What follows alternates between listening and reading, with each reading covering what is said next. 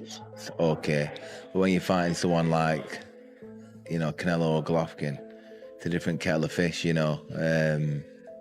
I have to lean towards Canelo. You're not going to beat Canelo until somehow over a long period of time Canelo beats him. Canelo responded to Terence Crawford at the press conference, saying Crawford is not on his level. He pointed out that some fighters only focus on surviving all 12 rounds instead of giving fans an exciting contest. According to Canelo, playing too safe leads to dull fights and disappoints the audience who want to see real action. Brook, who has previously fought big names like Gennady Golovkin and Terence Crawford, also gave his opinion on the matchup. He said this fight will be a completely new challenge for Crawford. Brook explained that Canelo brings a style unlike anyone Crawford has faced. While Crawford depends more on speed and technical skill, Canelo combines strength, smart tactics, and flexibility, which makes him a very different type of opponent. It's a wow fight, It's two supreme athletes fighting against each other, but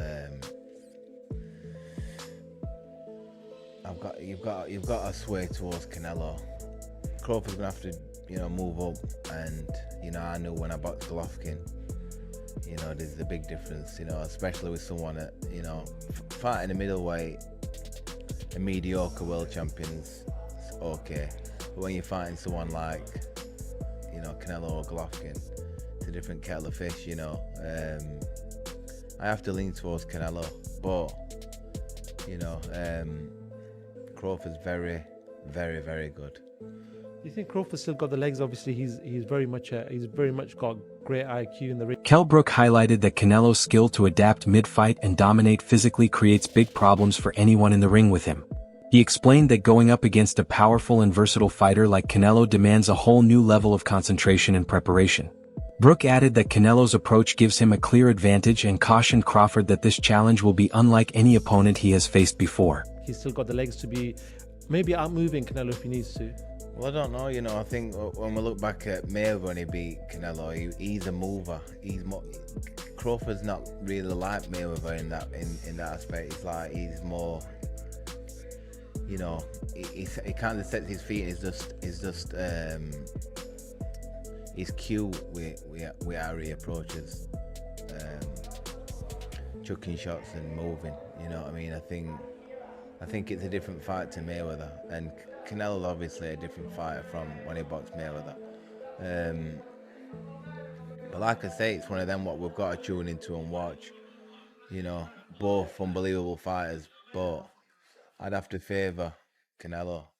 Just his size and his experience and just his ring generalship, he's got confidence, he's big. Veteran commentator Jim Lampley shared his confidence that Canelo Alvarez will defeat Terence Crawford. He praised Crawford's talent and achievements but emphasized that Canelo's experience, power, and mental toughness stand out as key advantages. Lampley pointed to Canelo's history of beating top fighters in multiple weight divisions as proof of his edge. He explained that Canelo's control of pace and distance allows him to dictate the fight, which could be a deciding factor. Lampley also noted that Canelo's strong defense and sharp counterpunches may slow down Crawford's offense. In his view, Canelo's complete skill set gives him the upper hand even against a fighter as accomplished as Crawford. He's a great defender.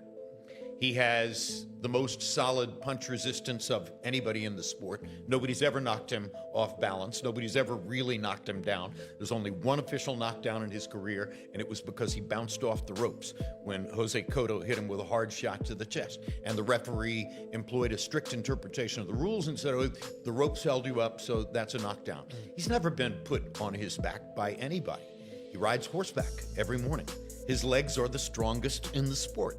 You're not going to beat Canelo until somehow over a long period of time Canelo beats himself. If he gets tired of all the discipline he has had to employ to make all the money he's made, if he has enough giant ranches in the Yucatan, if he has enough beautiful horses, if he has had enough unforgettable dinners with Mexican billionaires in Mexico City and Vegas, then maybe. But my guess is he will retire without incurring another loss because it's important to him to do that. Which implies you like him against Bud Crawford. I do like him against Bud Crawford, but I do think that it's a great fight. Now, I could change my mind when we get closer, Bud Crawford, to me, is a latter-day Sugar Ray Robinson. He has the multiple skills of Sugar Ray Robinson. He can defend or attack. He has a deep inner mean streak that he can employ at any moment in a fight to get what he wants. You know, before the fight against, help me out here, Madrimov was his last fight. Spence? Spence. Yes. Before the fight against Errol Spence, there were quite a lot of people in the sport, in boxing media, who were saying, you know, I like Spence to win the fight. I was one of those people who said, no way. Errol Spence doesn't have the... Terence Crawford's career is full of proof of his skill and accomplishments. He has shown elite boxing ability, power, and the versatility to adjust mid-fight, earning his place among the sport's top names. Still, there's a difference in how experts and casual fans view him. Boxing insiders respect his technical approach and smart strategy, but many fans lean toward fighters who are more aggressive and flashy. Crawford relies on calculated moves, strong defense, sharp counterpunches, and intelligent pressure. While this style is highly effective, it can sometimes seem less thrilling to audiences looking for non-stop action.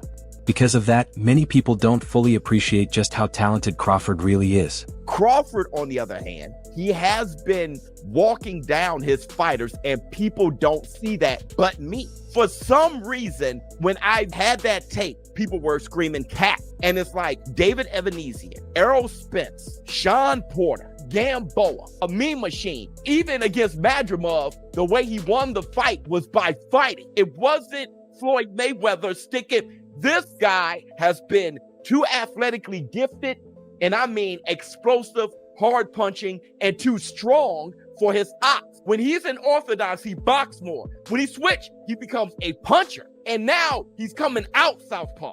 He ends you. He is not, you gotta watch him fight. He does do athletic things where his hands and his feet work together, and he catches you for sure.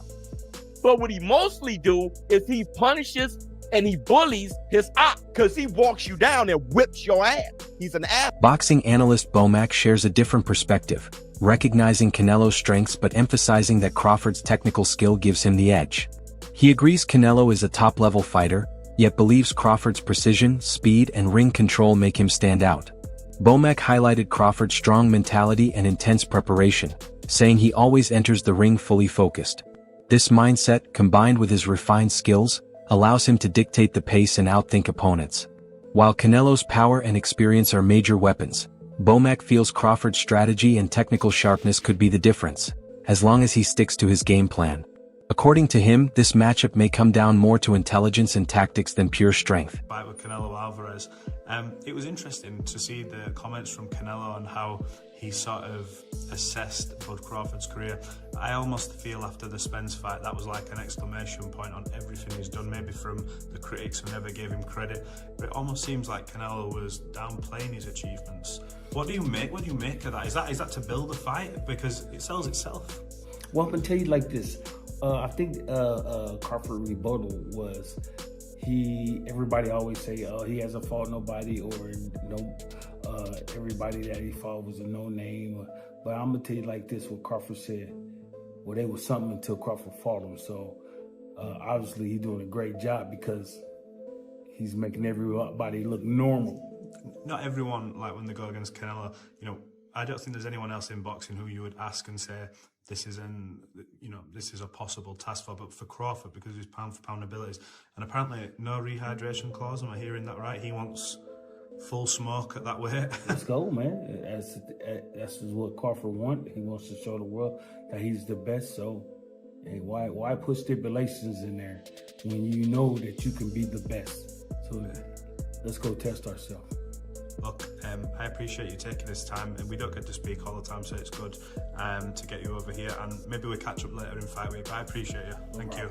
Canelo Alvarez's business manager, known for guiding one of the most successful careers in boxing, spoke firmly about Canelo's physical strengths ahead of the Crawford fight.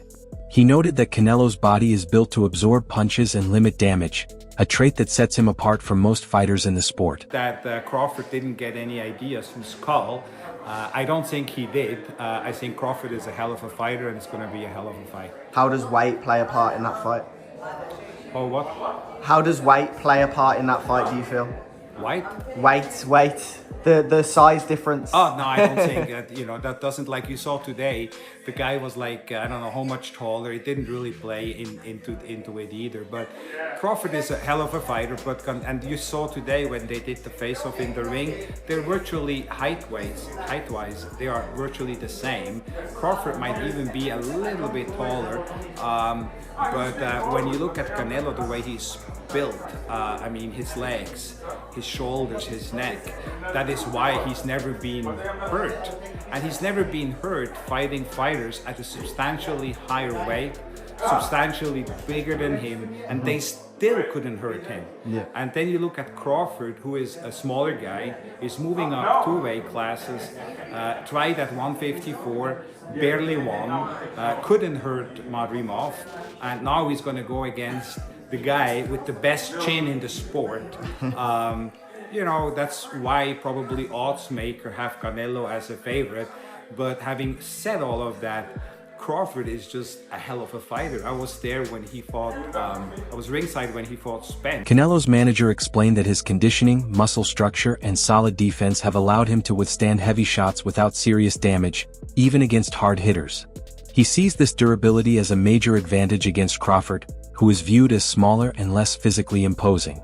The manager also pointed to Crawford's recent fights, suggesting he may lack the physical strength to cope with Canelo's power and ability to handle pressure. The way he just totally neutralized Spence's strengths was absolutely, it was breathtaking to watch this. So Crawford is a very skilled fighter, very smart fighter, but again, he's never fought anybody like Canelo. You look at Canelo's resume. Canelo fought, now it's 21 former or current world champions.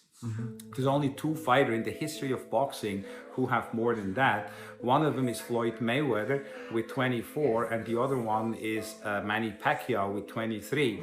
And he's the only active fighter who fought so many world champions. So I think experience will play a big factor as well. You look at Canelo's resume, but it is, I think, the biggest fight that can be made. I think it's the biggest fight the sport has seen going back to as long as I can remember. I think it's just simple. And I've done some big fights with Floyd Mayweather, and I did Floyd Mayweather and Canelo. I promoted that, so I think this one is bigger. Analysts agree that Terence Crawford is an elite fighter with world-class skills and high ring IQ. But his upcoming matchup brings new hurdles as he's moving up in weight to face Canelo, who is regarded as one of the all-time pound-for-pound greats. Experts expect Crawford to stick to his proven style since major changes at this stage of his career, especially in a heavier division, could be risky. His game usually revolves around precision, counterpunching, and patience, and those tools will likely be his main focus against Canelo. The real test will be how well he handles the extra weight while facing a bigger and more seasoned opponent.